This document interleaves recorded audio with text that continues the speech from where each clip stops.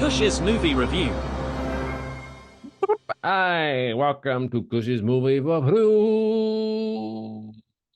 Coming to you from episode what was 130. Oh, this week on Kush movie review, we're talking about Night Swim, the movie about people that go swimming in the dark, which is always a good idea in the movies because nothing ever bad happens to people that swim under the darkness. This seems like is this some I've seen a trailer for this. This looks like is this like Peacock or something like that? Or is this actually in theaters? I think it might be a Blumhouse movie. I'm not 100% sure. Yeah, this isn't a good movie, guys. I was gonna say it looked trash. It looks trash. It didn't look like a good movie going into it. I gave it the benefit of the doubt. It literally is haunted swimming pool, which is better than haunted cell phone from 15 years ago. I don't know how to explain things better than that.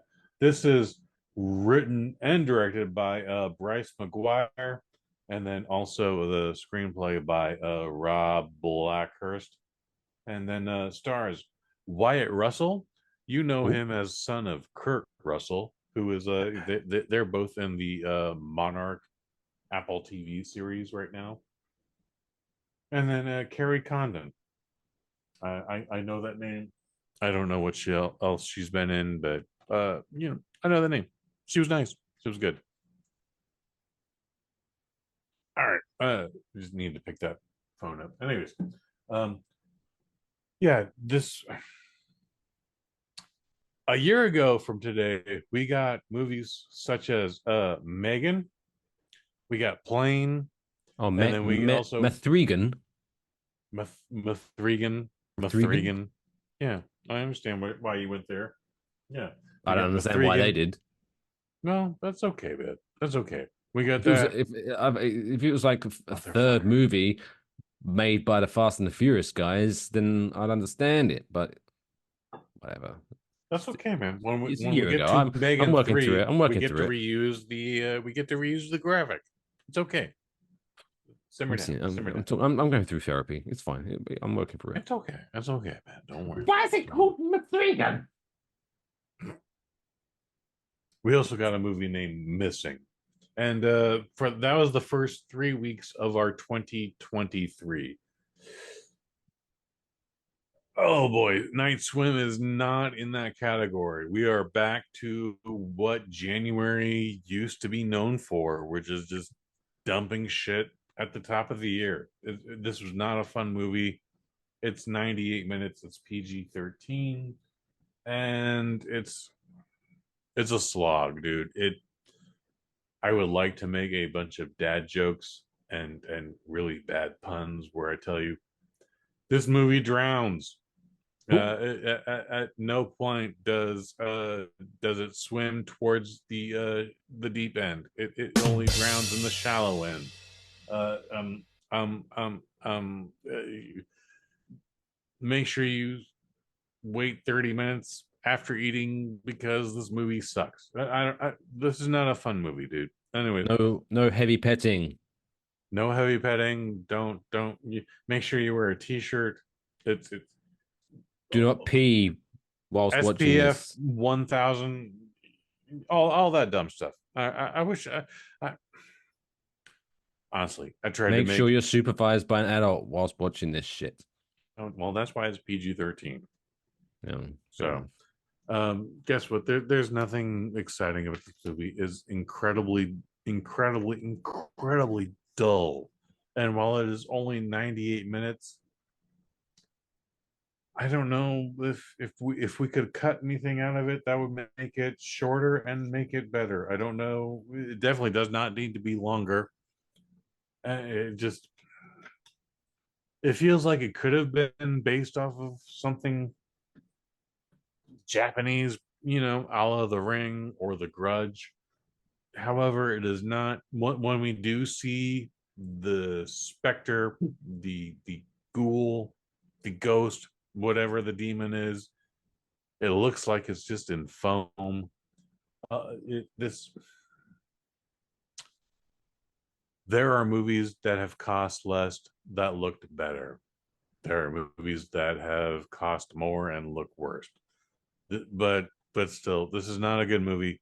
I can't recommend anyone see this. It's not a so bad it's good. It's dull. I was bored the entire time.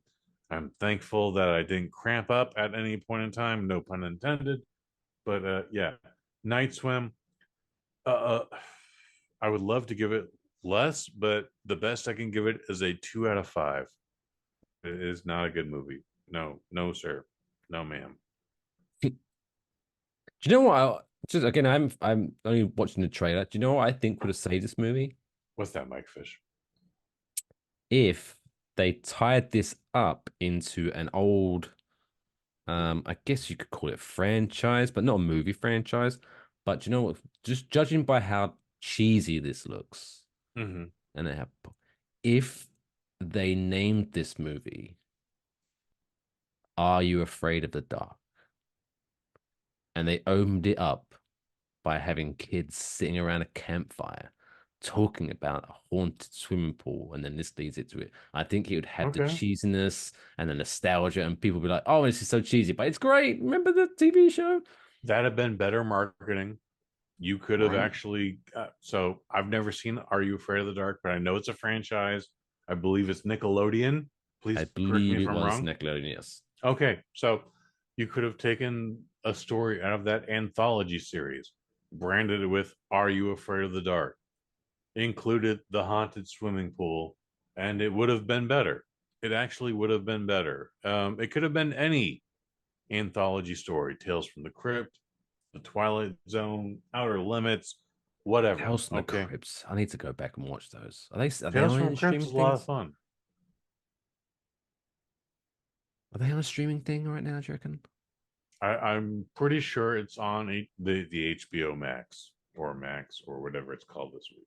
The Crypt Keeper was gold. He was my favorite part of those episodes. I'm sure he was the favorite part for many folks.